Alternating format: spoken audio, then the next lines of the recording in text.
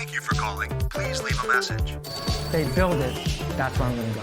By why, I mean, what's your purpose? If you're gonna live to be in 2020, you might as well play to be in 2020. We are one global community. The digital revolution has just begun. Ian, welcome to the Supercharged Entrepreneur Podcast. Thanks for inviting me on, Phil. Supercharged. Tell me why we're supercharged today. Well, why wouldn't you supercharged, Ian? Why wouldn't you? Well, that's fair enough, isn't it? Is there any other way to be than supercharged? Absolutely, absolutely. I watched the Game Changers documentary on Netflix about 18 months ago, and it was veganism by stealth, and I just loved it. I thought that was a really good way to get male entrepreneurs to really think about veganism and think about supercharging. So I love the positive language. That's why I came up with supercharged. Me too. So it's all good. Ian, tell us a bit about yourself. What do you do, and why are we chatting? I'm going to start here, Phil. I have a business called Farrar, which is about sales and marketing. And essentially, we help other people grow their businesses. And the reason I started was I was in software for a dozen years. I was a commercial director. And along those years, we brought in other partners to work with us. And we brought in marketing companies, and we brought in sales companies and web companies and social. And in my opinion, it wasn't aligned. It wasn't like a holistic approach. So I thought, right, I'm going to start this company with a whole view of sales and marketing. So going back to what I do, I'm the kind of business coach, the trainer, the mentor side of it.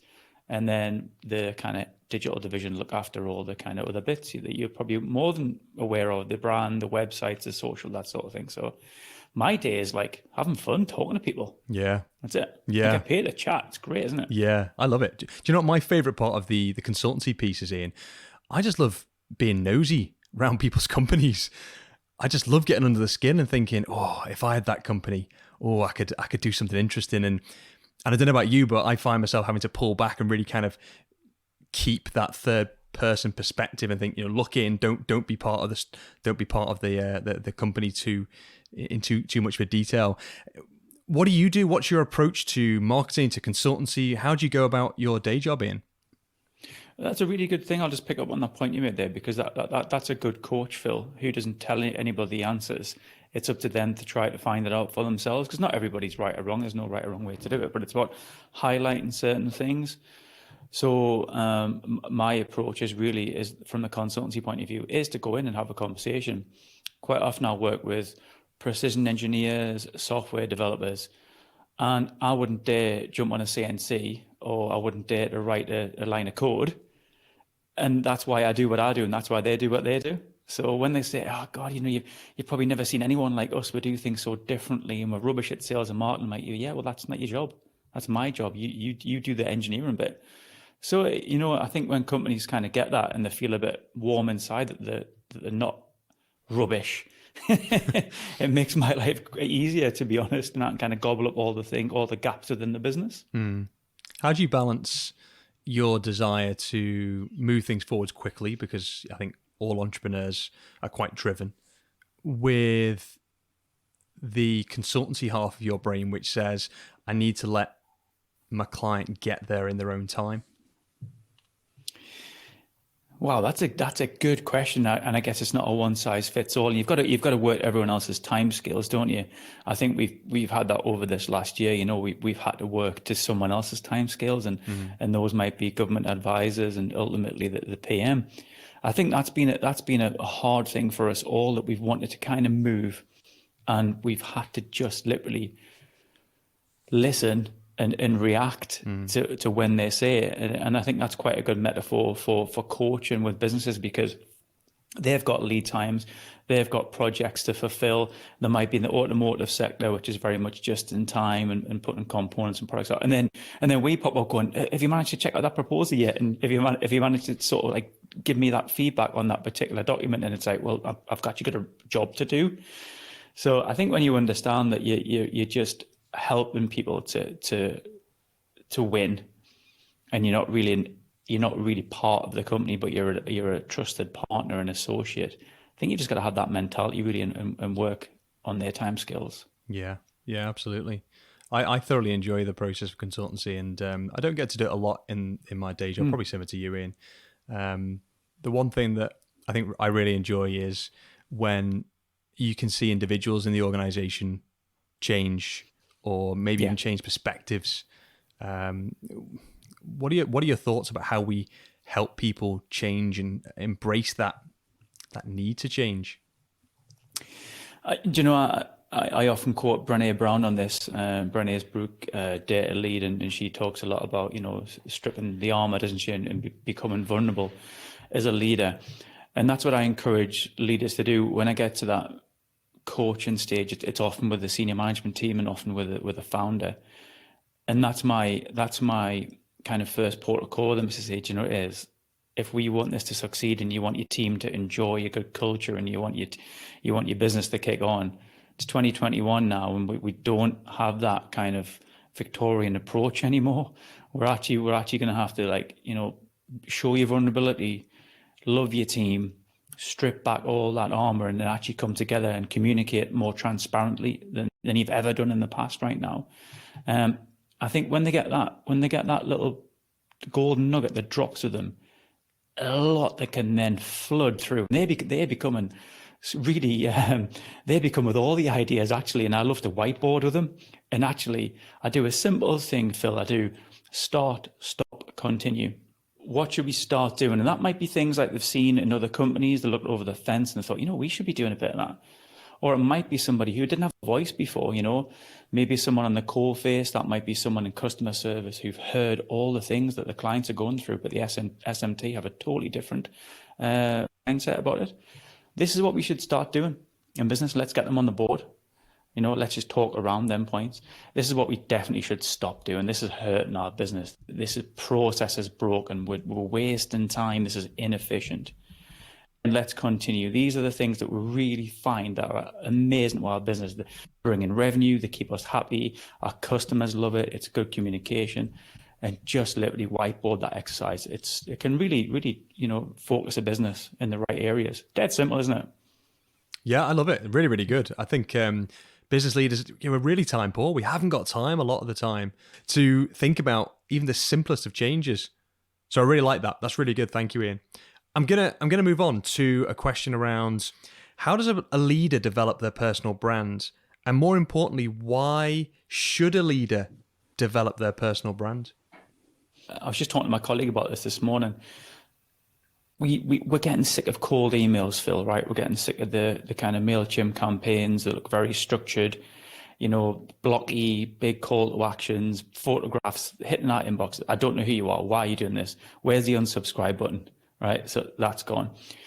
Cold calls, you have them to your phone. They don't leave a voicemail. You start getting a bit anxious, like who's trying to get a hold of me? What's it all about? You're Googling who just phoned me.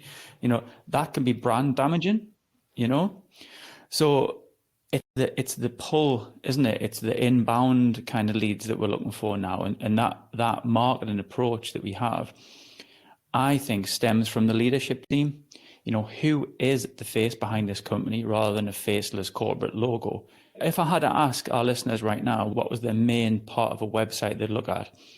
I'd probably guess it was something like About Us right now. And then it might be a little bit from the founder, their why, hopefully a shot of the team and a bit about them.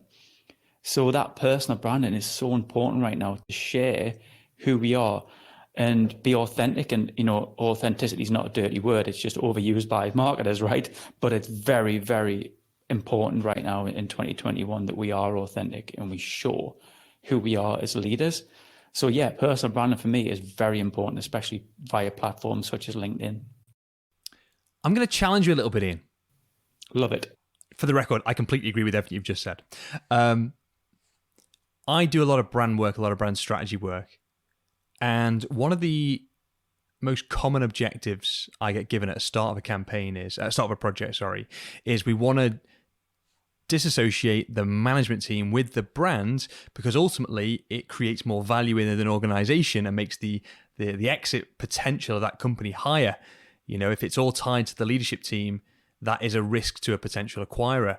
So how do you go about taking them on that journey, Ian? That is a really good point, and it's one of them ones where it depends on the size of the business, doesn't it? If you've got a micro business, quite often the founder is the business, and then you have to bring in colleagues around you and grow that. As the business gets further down the line and possibly looks to exit, so in terms of acquisition, get a management buyout or whatever, you're right.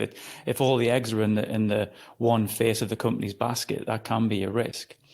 For me, it's about employee advocacy. So I speak to some of my clients about this, and what they say is, I wouldn't dare give Tony the Twitter password. Am I right? Oh yeah, I would never let Susie post on LinkedIn from the company. Why? Oh, well, I don't trust them. Hang on, you don't wind up. You don't trust Susie. What on earth is she doing sitting there then?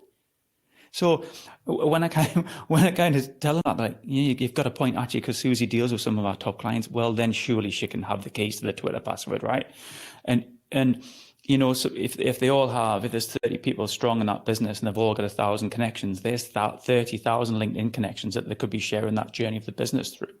So you raise a really good point. Let's get everybody on board, and let's not just be the SMT. We can all have a voice about the business. I completely agree. And I think it's a balance, isn't it? As the business grows, you have to create systems and scalability within a business. I completely accept that. But I think in any early stage, micro, small SME, for me, the owner, chief exec is the figurehead, and everyone else supporting him or her underneath in that leadership team are the core brand ambassadors. And I think you're spot on here. And I think you need to make sure, or business owners, need to make sure that anybody that works for them is also an ambassador for the business.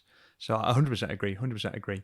Sometimes the management team think, why am I going to give Susie the time to post on LinkedIn about how awesome she is in terms of culture or what she enjoys and that sort of stuff? Because the company grows off the back of Susie's brand as well. Now, if Susie was to leave, right, she takes that brand with her, I get it, but also the company's leveraging her brand at the same time. So I've always said, I'm Ian Farrar Limited. Wherever I work, that's me, and the company will leverage that. But when I move on, I take that with me. It's win-win in my book. So sorry, I get off my soapbox. No. It's a great point. It's a great point. And I think that's the difference between seeing your employees as perhaps something that you own to something that you can leverage whilst they're with you, because there is an acceptance there that the old job for life, it just doesn't happen anymore. Definitely doesn't. My grandfather when he died, I got a number of his things, and inside was a medal from the coal board, and I think Jack Farrar had been with the coal board 30 something years, and that taught me a lot. I held out my hand and thought, I ain't getting one of those, and that's why I need to be Ian Farrar Limited, because I haven't got that any longer, and I want to carry that off to my employees. And if they want to leave, Phil, I'll let them leave with dignity. I'll try and find them a good role. And that, if they want to leave, that's totally fine. I'm not going to take the huff. Where in the past, some leaders might have really took that personally. Yeah. I do think the world's changing in for the better, and I think we're moving into a more collaborative world, aren't we? And a more accepting world that people like change. I think you need to move on sometimes to evolve, don't you? So completely agree. I just want to touch on something you said a minute ago and kind of move on, if that's okay, all in the same breath. You talked about the importance of the business leader taking ownership of their brand, taking ownership of their social media, or at least empowering people to take ownership of the social media. I get a lot of joy from social media. I know you are a big social evangelist, Ian. Could you tell us a little bit more about why that's a passion of yours? I think I get so much from people, Phil. I'm really honoured you asked me to come on your show today, and you obviously you're flying after so many years and so much experience of podcasting.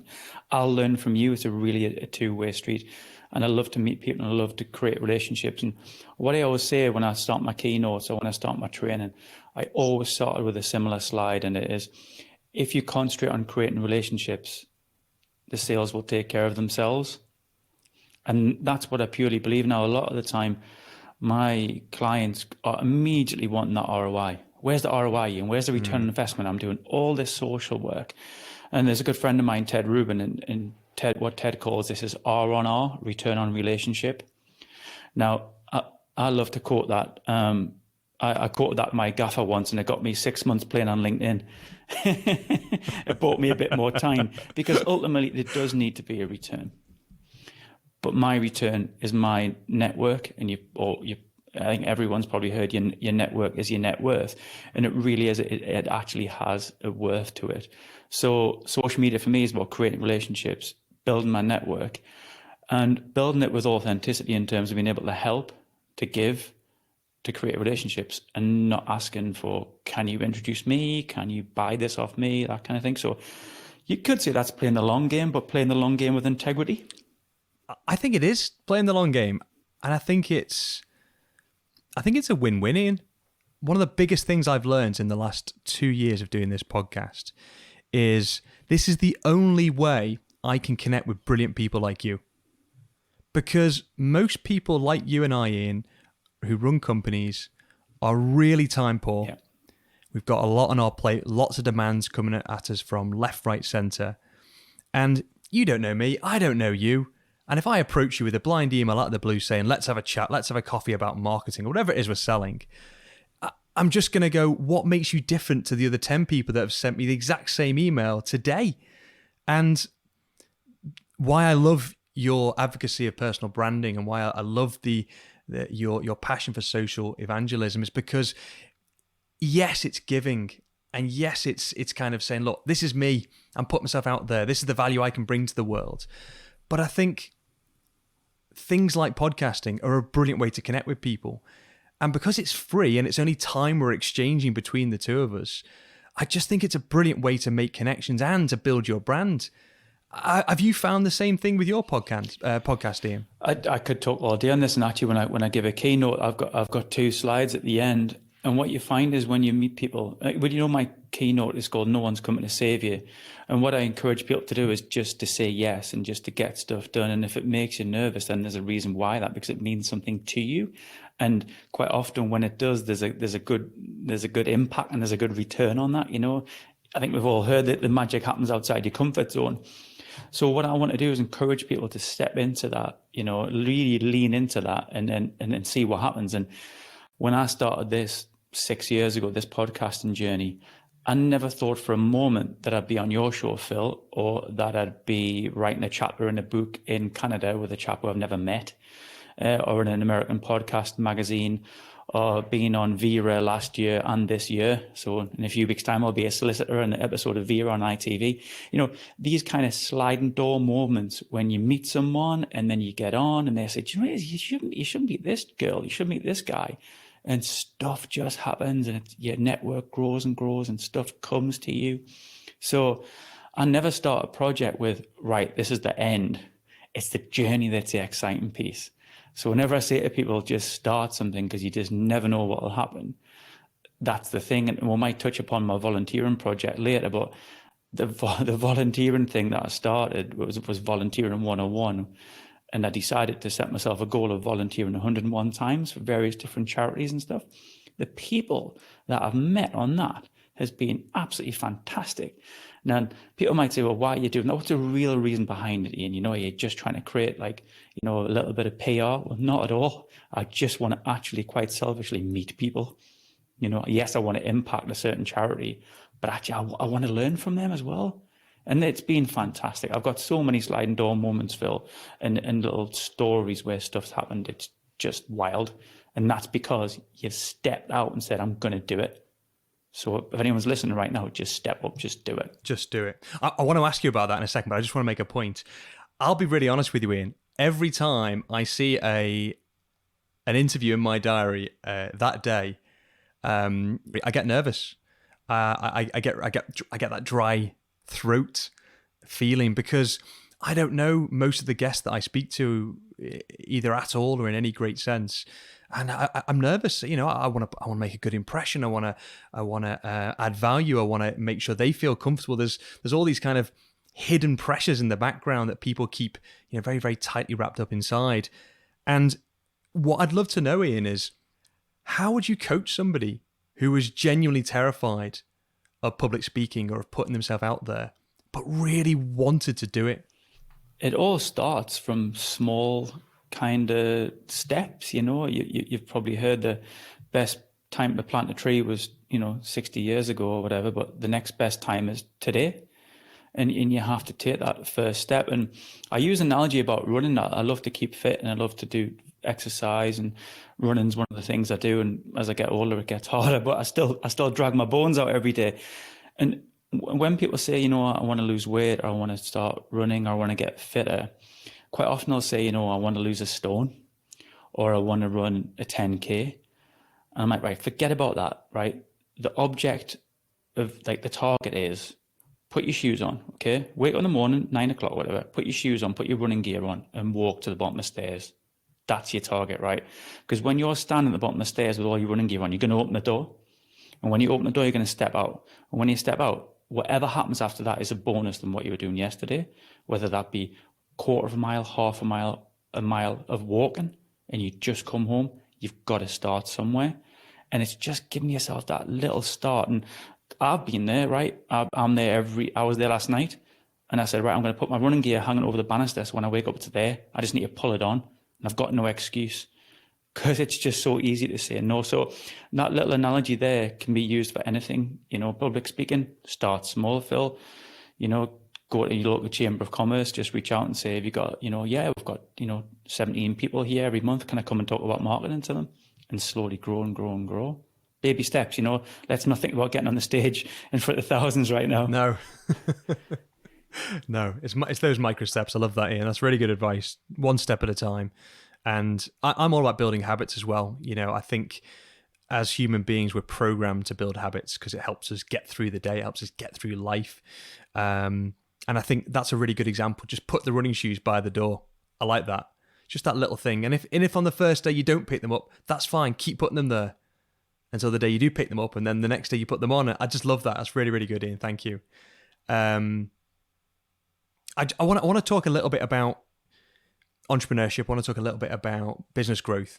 There's so many different components that go into creating a successful organization. What would be your top advice for entrepreneurs right now who are thinking, I want to grow, I want to scale, I want to come out of this global downturn with a bit of energy, a bit of passion, a bit of focus? What would be your top advice, Ian? There's a couple of things I'd like to talk about. One being financial, because if you're thinking about starting a business, let's take it that way, Phil. If you think about being a starting business, or you might have a micro business and you want to maybe grow it a little bit bigger, it's just getting an idea of how much you actually need to survive. Okay, because I'm a big fan of bootstrapping, not borrowing. Now, I know we had bounce back loans that came out last year. I actually took one because it was a bit of a no-brainer really, and it's sitting there and I can pay it back if I want to. But I'm a big advocate for not borrowing too much or not taking investment and just seeing how things go, because you don't need that flash car on the drive, right? You really don't need that Omega watch. You don't need the fancy pair of shoes. And I'll say this quite often when I'm talking.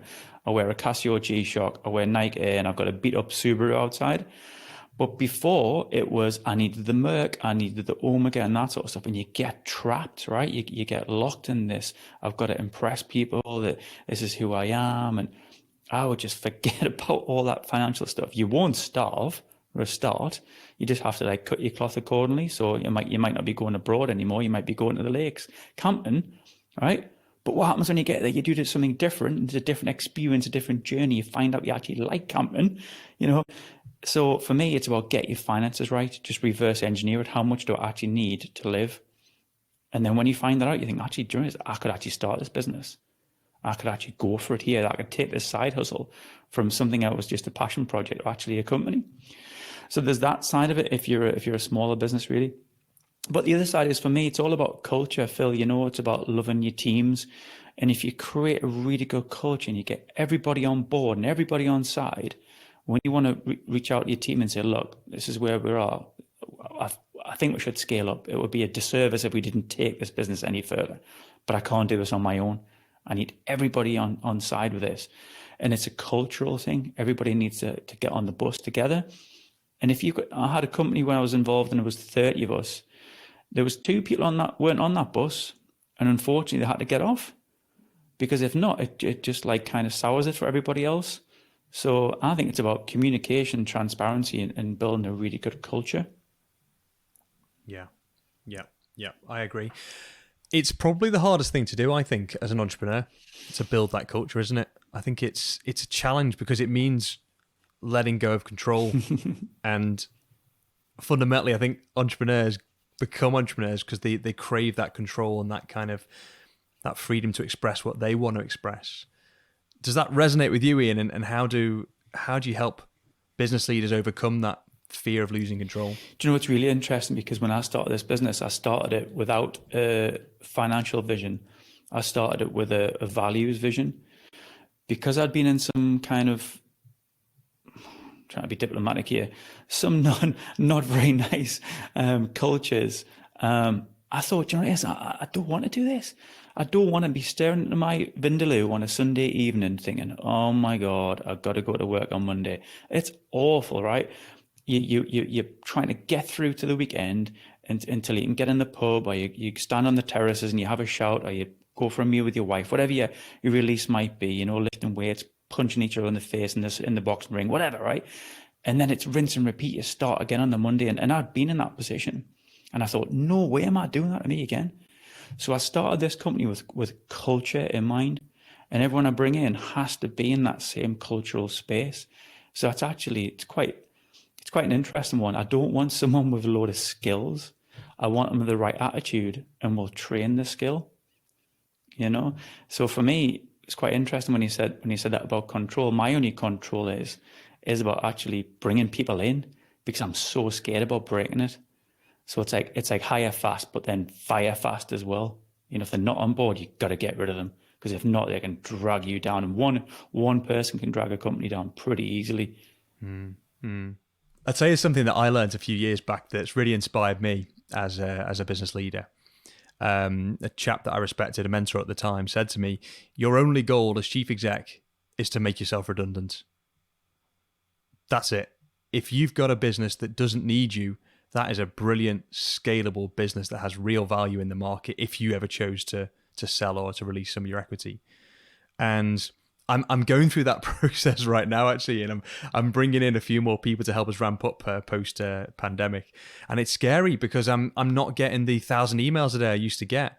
I haven't got all the clients talking to me like I used to because we've got an account services team now, and it really makes me question what I'm going to do with my time, what I'm going to do, what value do I bring day to day, and I think for me it goes back to the whole premise of a director directs and a manager manages. You know, the job of a director, whether managing director, sales director, etc., is to set the vision, set the direction, and then stand back and get out of the way. Let good people do what they do. And I'm sure you'd agree there's 20 people in your organization here that are far more skilled at doing most of the stuff than you would ever be able to do. Yeah, definitely. I sit on the board of a housing association here, actually, and there's about 500 staff. And you've got to remember, the board is it's strategic. You're not operational. You sit on the board to look at the top level strategy approach. As soon as you start poking, you got to pull back and go, actually, that's not I'm here for. I've got to trust the exec team, the operational team. That's their issue. I'm not there for that.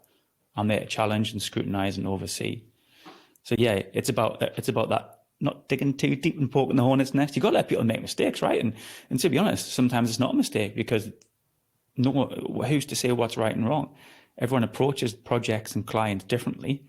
So you can't write emails for them or speak for them, you know? So yeah, I think that is an interesting point about being able to let that go. Yeah. Okay, cool. I love the other side of entrepreneurship. I love the mindset side. I love the constant striving for the work-life balance that I think entrepreneurs are woeful at. I want to talk about the Volunteering 101 project, so I'd like to know a little bit more about what that is and why you did it. But I'd also love to know, third part of that question, what are the lessons you've taken from it, and why would you advocate a business leader do something the same or something similar?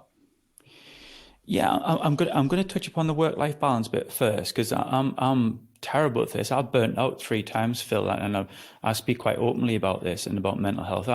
I really pushed hard in my 30s, and I mean hard. I was around the world, jumping on flights, being in front of big businesses, and really, you know, really commercially driven. I was a commercial director, so I was focused on growing the company, but I was also growing my home and my family. So things like, right, if I get this amount of money on this deal, we can get a new car, we can go on holiday, I can get the conservatory. And in my 30s with a young family, I was just so focused on trying to provide everything. I burnt out. I burnt out 3 times. I didn't learn my lesson. But I was on beta blockers to get through meetings. I've had ultrasound scans, chest x-rays, cameras down the throat. I'm a fit guy, but I was just, I could have been easily 30 years older than I was. I was a wreck, absolute wreck. And what I thought was, well, whilst I was lying on an ECG watching my heart rate, I thought, you know what it is, this is enough, man. This is good. This is your 3rd time in here now. Like when you're potentially heart attack style. So I always wear a heart monitor now, and I'm so mad to see how what my heart's like. I'm really trying to balance the seesaw with health and well-being in business. So the volunteering thing, I just love charities. I sit on the board of a charity, and it's that interesting when you get under the skin of a charity, because there's always a why. And that might be, I don't know, my particular charity. Unfortunately, the founders lost 2 children to a certain disease, and now that's their calling now, is to help other families with similar, tragic circumstances. And it's so powerful. It kind of just reconnects you to the earth. I'm in sales and marketing, so what? Do you know what I mean? These people are actually helping children. They're helping lives, and then it's sort of like just brings you back down to your spiritual side a little bit of why we're here, and what do you want people to say when your funeral car rocks up? Oh, he was a good lad, him. He did this, that, and the other. Not, oh, you made a bit of money working in China. Do you know what I mean? If I want to make a difference, Phil, really, and when I started doing it, some of the stories were absolutely just like, for instance, I was doing a beach cleanup one day. And I was talking to a chap along the beach, and he said, oh, my wife organised this actually. And I said, oh, what does your wife do? And he said, oh, she's an estate agent. And I said, oh, right, okay. I said, my wife's an estate agent, but she's looking for a job. And the rest of the story, right? He goes home, she Facebook's messaged me, we set an interview up, she gets the job. And it's one of them, like, say, them sliding doors moment where you meet somebody within a week and something can really change within your life. And I was finding more and more of that all the time. Whenever I was meeting people, there was someone I knew and they knew him, and So I'm like, right, more of this, please. And my network was just expanding right out, and I was just getting so excited about what we could do. I don't know if anyone's come across Kiva before. It's a microfinancing site where you can fund entrepreneurs, like in Kenya or something. We bought a lady called Rose in Kenya. We bought her a cow. My friends and I chipped in and we bought Rose a cow, a dairy cow. She now milks the cow. She makes money from the milk, and then she pays us back monthly via Kiva. I know, it's just like, what can we do to help? And then now we're into microfinance, and now I'm thinking about entrepreneurs in Africa, and your mind just kind of really opens up just by doing stuff. I love that. So how do you spell Kiva? Kiva? Kiva is Kiva. If you just do a internet search on Kiva, you'll see it. And you can join, and you just give them $20. You can look at all the different projects that are out there, and you think, I'm just going to fund Charles out in Gambia or something to buy some chickens. And then you lay the chicken, sell the eggs, and pay you back monthly. It's brilliant. It's like rewards, great fun. I was gonna say, it's like one of those games you get on your phone where you buy the chicken to lay the eggs, but this is real world. This is actually real stuff, man. This is not a toilet obsession. This is actually helping people. Yeah. So I'm forgive me, Ian. I'm gonna unpack a few things you said there, because I think you skirted over some absolutely brilliant lessons and brilliant insights. And I'll go back a couple of steps. I've struggled with mental health my whole life as well, and I think the way that I got out of my mental health difficulties was partly education. I started to read about 5 or 6 years ago, really read, deep dive into everything. So I started with anxiety and started with depression.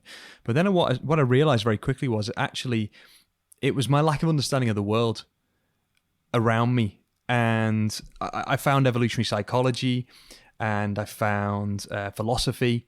And those sorts of subjects really get you starting to understand that, you know what, there's a lot in the world we just don't know. We just don't understand, and that's okay. It's okay that we don't know everything. It's okay that we don't control everything. And I loved what you said about getting the big bonuses and, you know, treating yourself, and that was the motivator. I think I was there a few years ago as well. And I've recently just bought a huge, massive, ridiculously big house that needs probably 5 to 10 years worth of work on it. And I went gung-ho for the first year. I was like 12 months, literally every day after work, 5 hours. And then about 9 months ago, coincidentally, the same time as we went into lockdown, I just thought, I'm going to slow down. This is ridiculous. You know, I've got 30 years in this house, easy. And what it did was it calmed my brain down. It slowed my heart rate down, same as you, Ian. And it really made me stop to smell the roses, you know. I thoroughly enjoyed last summer because I had a lot of time with my kids who are young. I thoroughly enjoyed the ability just to do the simple things like weeding the garden. You know, just painting a fence, stuff that I'd spent the last 10 years outsourcing to people to try and leverage and get more time to make more bloody money. So I do think as a population and as a generation, we don't talk about mental health enough. And I do think we should talk about mental strength, which is the ability to curate a life which is richer and stronger. And I just want to thank you, Ian, for bringing that up, because I think that's a very brave thing to do, to talk about mental health in this age. It shouldn't be, but it still is in some quarters. So thank you. I really liked also what you said about volunteering, and I think there's the networking element in there. I think there is the grounding. That was really powerful, and really powerful. That process of grounding you to really understand and connect with people who are in very different walks of life than you. And I just want to say thank you. I think it's been a fantastic interview, and I've thoroughly enjoyed it. I'm gonna push you for your one top tip for 2021 for business leaders and entrepreneurs. What would it be? Love your team. That's it. Just love them. And when I mean love them, I want you to actually understand your team, not just walk out the door and say, "Hey, Tony, how you doing?" And "Yeah, all right, mate." And that's it. I want you to know what the kids are called, what football team he supports, what he likes to eat, what is his Starbucks drink, whatever it is. And just, one day put that Starbucks drink on the desk and it's cost you a couple of quid, but it means a lot to Tony. You know what I mean? Or just give Susie a £10 Amazon voucher and say, "Phil's just been talking about philosophy. Have you read The Daily Stoic by Ryan Holiday? It's a great book. Once a day, read a page of that for me, and I'm going to give you 10 minutes to read it, sitting at that desk." Do you know what I mean? Love your team, want to see them, kick on. Now, that's if you're fortunate enough to have a team, but if you're not, you can do that with family, friends, network, colleagues, associates. Love them. Love yourself, Ian. I'm hugging far too many trees, mate, as I get older, I tell you. It's good. I've got plenty of trees in my garden. You come and hug some of them. They're getting in the bloody way. You give me a paintbrush if I come I will. around, lad. I will. Don't threaten me. Don't threaten it, Ian. Do you know what? This has been a great conversation. Last question. How can people get in touch with you, Ian, if they want to do so? Yeah, I'm a great social media fan, so I'm on Twitter, Ian_Farrar. You can catch me on LinkedIn as well. And I've also got a podcast, Phil, Industry Angel Business Podcast. And I think I'm up to 200 odd episodes now. And I call it a very diverse podcast because I love to hear from people from all walks of life, just as you do, because everyone's got a story to share and to learn from. Thanks for joining us on the Supercharged Entrepreneur podcast, Ian. It's been a pleasure. Thanks, Phil. It's an honor.